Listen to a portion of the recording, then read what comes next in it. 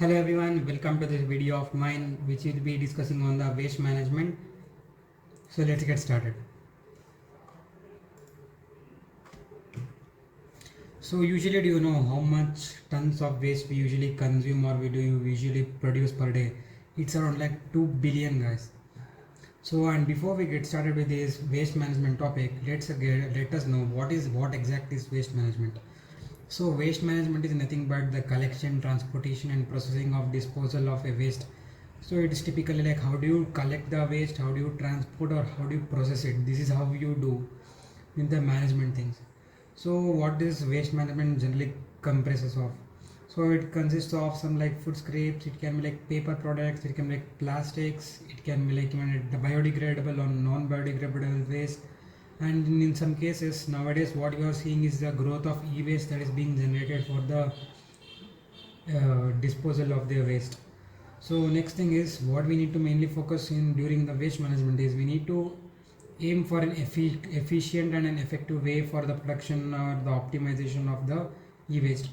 So doing the or disposing the waste in a proper way gives us a fair advantage for optimizing the disposal of e-waste. Then we have the waste hierarchy. So as we know, we have the hierarchy here. So this is the principle. This is how it follows. We have the reduce, reuse, recycle, compost, and landfill. So let's break it down. So reduce. So in order to decrease the production of the e-waste or a waste, generally, what you can do is you can reduce the consumption. So thereby reducing the consumption, what you can do is you can contribute less production of a waste. So even if you are not able to reduce it, so you can find another ways for reusing it. So by reusing them again and again, it gives another life for the products what you are using. So in turn what you can say is it decreases the production of the waste, or else what you can do is another thing is you can recycle them, or the thing is you can repair or recover them. So this is the latest thing what we are going on in the market. So example, you can take your smartphone. So instead of throwing your smartphone directly to your landfill, what you can do is you can find another way to reuse them, or you can recycle them, or you can send them to a refurbishing company who repairs and refurbishes them. So at the last case, what option we are having is the disposal. So if you're not finding any use case, or you are having a product that is unable to use and it cannot be used further, so in that case what you can do is you can dispose of the waste. So then we have the types of waste.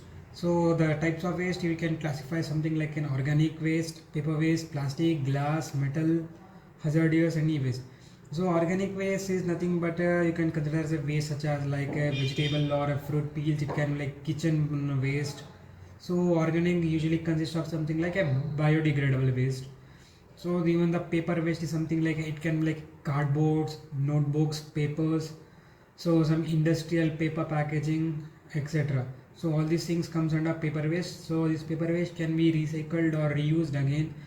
For example, you can take a carton boxes. So your carton boxes can be recycled and made into like another version of a carton box, which can be used for shipping like smaller materials.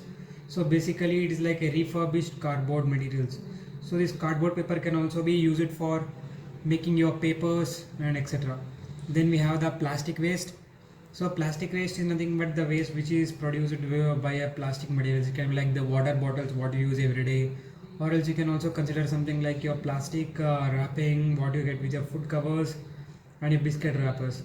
So then you have the glass waste. So glass waste is one of the most toughest kind of substance till date what we have found to dispose it of, because glass takes a lot of time to decompose, and recycling of the glass is also one of the most expensive and cost consuming cost factor.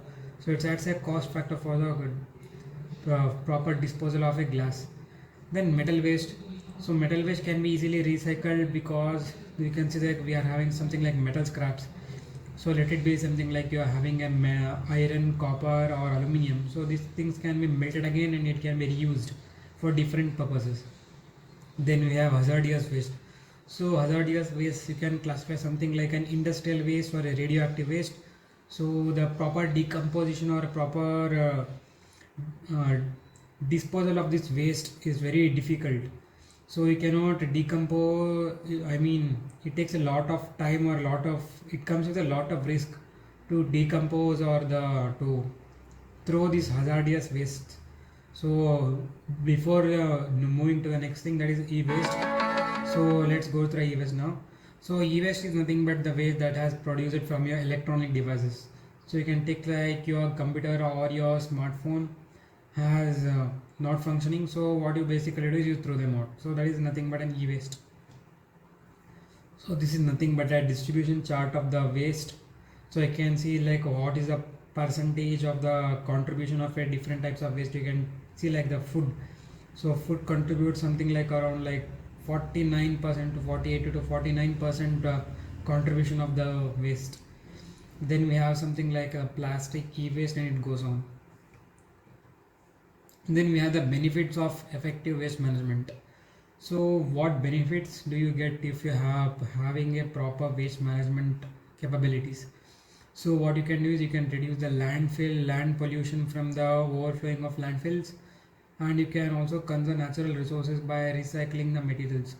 So and even it also minimizes greenhouse gas emissions such as the what we're having like a carbon monoxide, etc. And we can also protect the public health by preventing the spread of diseases from improper waste handling. And another thing what you can do is you can create green jobs in waste management and recycling sectors. So what are the waste management technologies we can follow in order to dispose of the waste properly? So what we can do is we can create or establish some recycling plants. So thereby establishing this recycling plants, what we can do is we can sort and process waste materials into a new products. Then we have like composting facilities.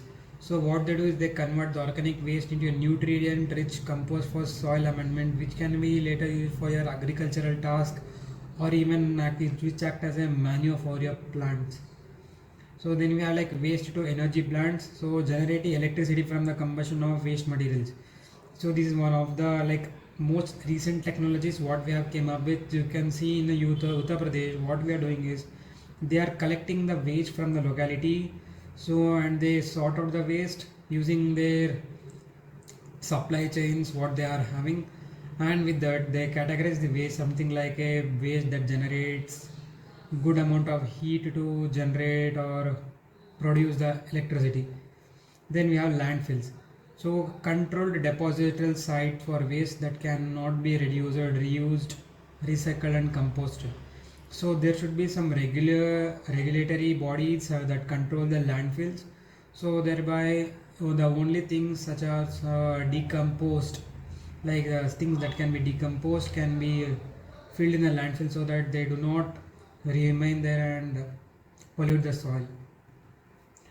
So what are the challenges we faced in the waste management? So we have something like a rapid population growth generates increasingly large volumes of waste. Yeah, this is true because as you can see, you can take one of the most metropolitan cities. It can be like Delhi, Bangalore, Mumbai, anything. They have a lot of population in terms of crores. So basically having a higher population contributes to larger production of your waste.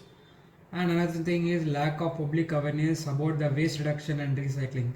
See, if you have a proper public awareness and if the people support the concept of the waste management properly, then we are not so far from being one of the cleanest cities or cleanest country in the world. And we have something like inadequate infrastructure for waste collection and processing.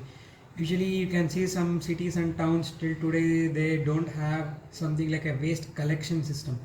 So usually you can see in some towns, bigger towns, they have something like a waste collection trucks or even some autos which collect the waste from the different localities and even from their homes. So in terms what happens is, so when the some community or some system view has been established to collect the waste, so people usually what they do is they hand over the waste to the facilities or the collection group what the waste management group they are having, instead of throwing it out on the roads or throwing it out in the other localities. So then we have the e-waste. So e-waste processes a growing challenge due to its hazardous materials, because we can see that e-waste is generally doesn't consist only of some good metals. It can be like lithium, you are having lithium, so which is also like one of the most explosive kind of element. So even when it comes with water there is a risk of fire. So and even the decomposition of these metals is very much difficult. So a proper disposal of the e-waste should be bought in, and you can see something like a more awareness should be spread to the people by, instead of buying a new things, they should be having a awareness or an idea how to utilize the older things, and how can it be used for different purposes, so that we can reduce the growth of or the generation of the e-waste.